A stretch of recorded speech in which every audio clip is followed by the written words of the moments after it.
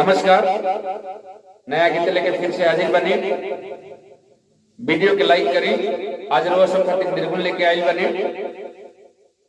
अगर रोज हमारा चैनल पर नया जुड़ल बने तो चैनल को सब्सक्राइब जरूर करी, बेल आइकन प्रेस कर दीजिए, ऑल पर क्लिक करी।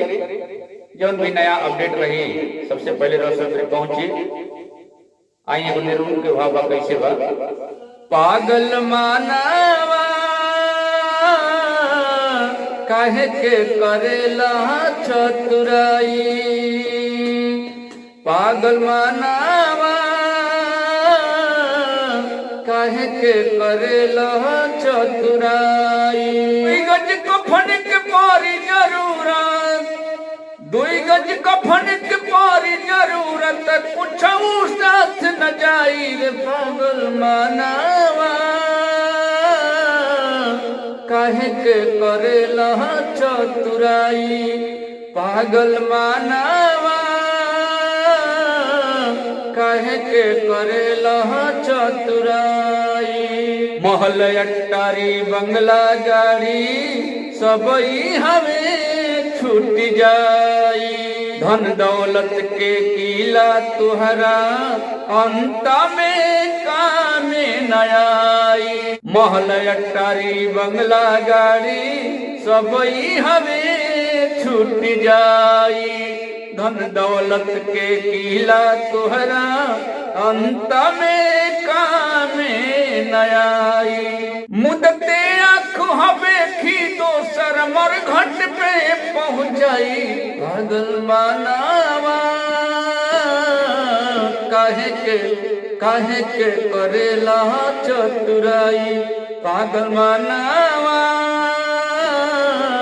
काहे के करेला चतुराई। ओह दरबार में जाए खाती उमर ना कवनो भाई, हर क्षण काल कपार पनाचे बनी सब कर परिछाई। ओह दरबार में जाए खातिर उमर ना कवनो भाई, हर क्षण काल कपार पनाचे बनी सब कर परिछाई। एगो पाव कब्र में सभे एगो पाव कब्र में सभे बैठल बा लटकाई।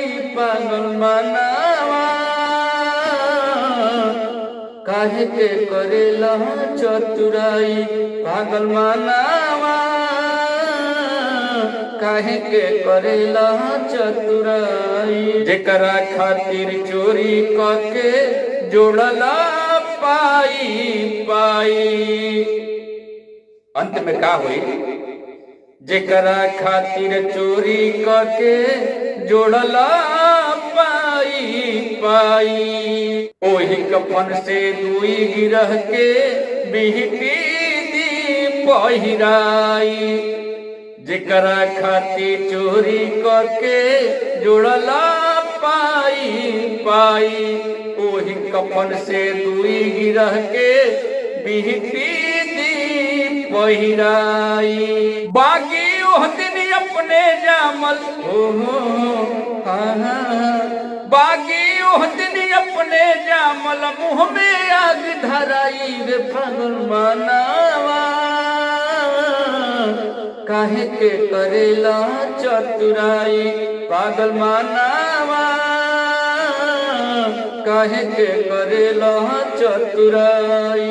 दुई गज कफन के पड़ी जरूरत, कुछ साथ न जाई रे पागल मानावा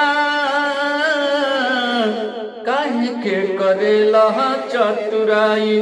पागल मानावा काहे के करेला चतुराई। नमस्कार।